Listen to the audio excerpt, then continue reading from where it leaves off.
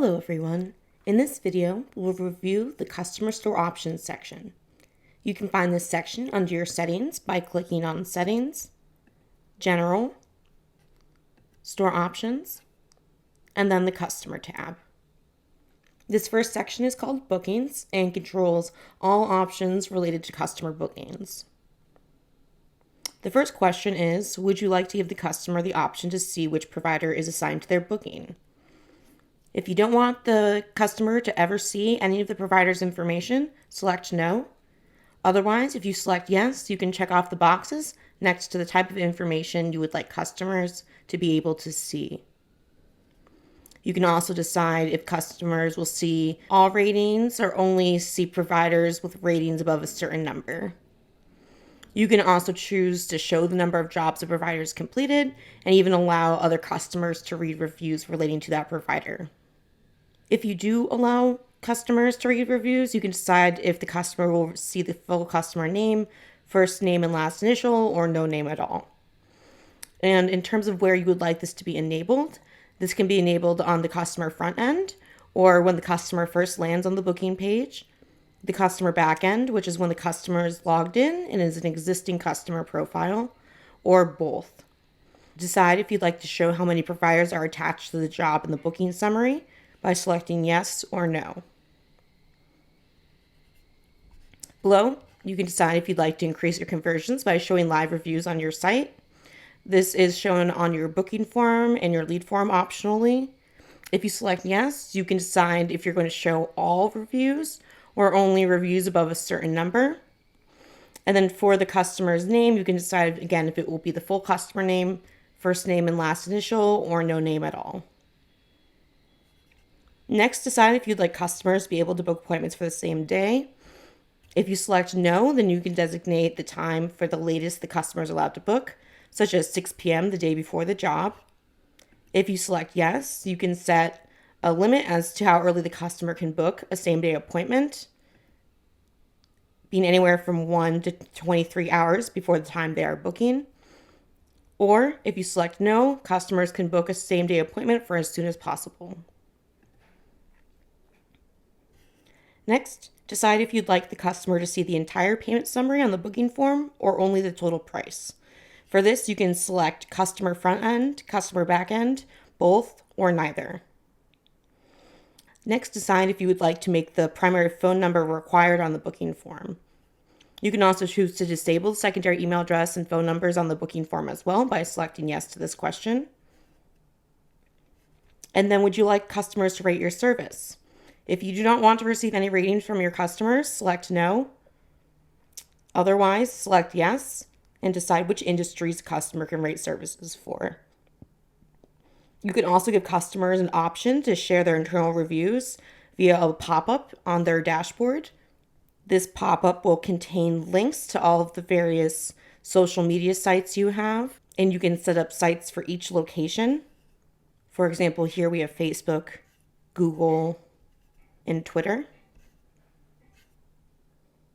If you want customers to share automatic ratings, decide if you'd like them to share them on Facebook and or Twitter. And you can also decide if this pop-up will show for one-time customers, recurring customers, or both. If you'd like to let a customer earn from sharing, you can select Yes for this question. And you can also decide if they're going to get rewarded per each share or not.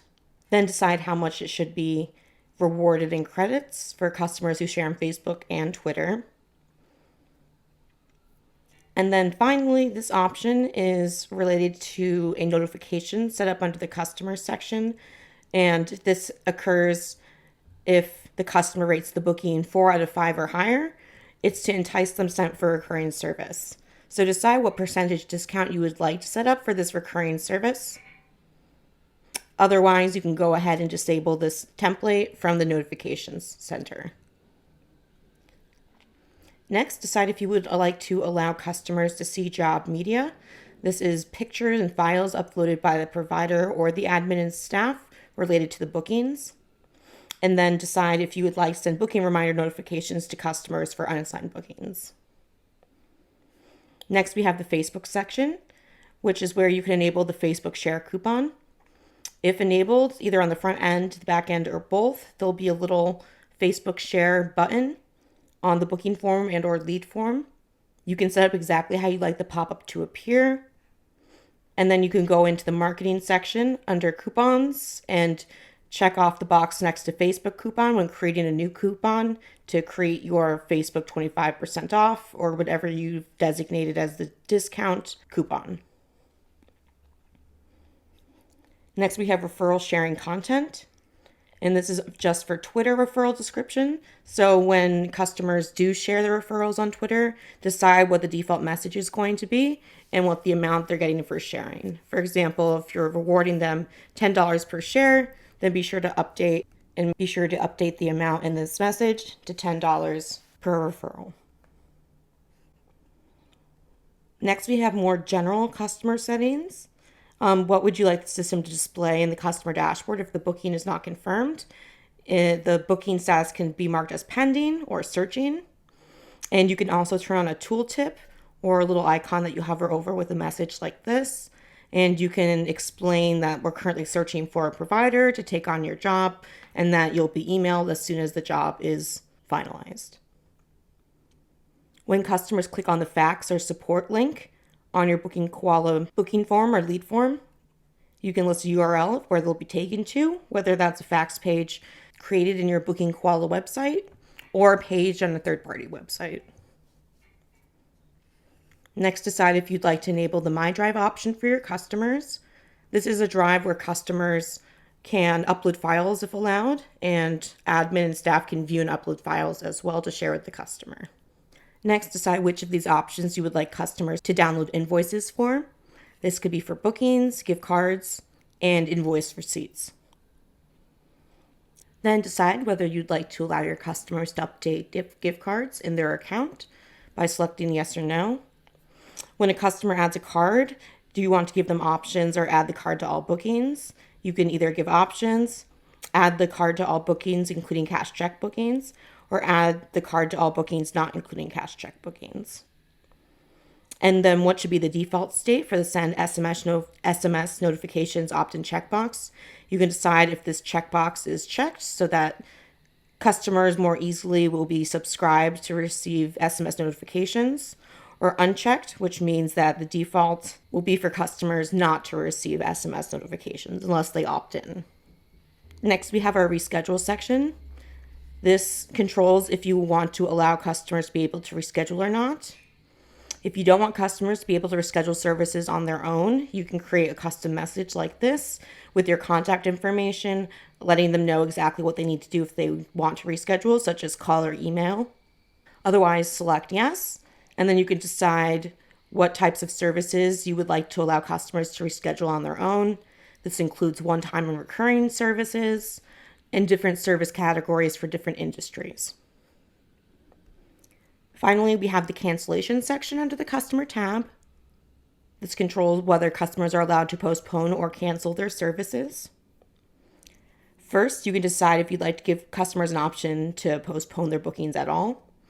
If you select yes, you can decide whether customers can postpone pre-charged bookings, that is bookings that you've already charged the customer for, and if so, what action should be performed on postponing pre-charged bookings, either refund and postpone or postpone without refunding the charge. Next, decide whether you would like to allow customers to be able to cancel services on their own. Again, if it's no, you can create a custom message for them to follow instructions on how to cancel their services. Otherwise, if you select yes, you can decide if this will be for one-time or recurring services. You can also decide the options you'd like to offer your customers if they're canceling a recurring service, which includes cancel a single booking from the recurring service, cancel bookings from the specific point forward, or cancel the entire recurring service. So you can check and uncheck these options as you see fit. You can also check off the boxes next to each industry and service category for the categories that you'd like customers to be able to cancel on their own. If you need to confirm the cancellation request, select yes and decide whether this will be for one-time appointments only, recurring appointments only, or both.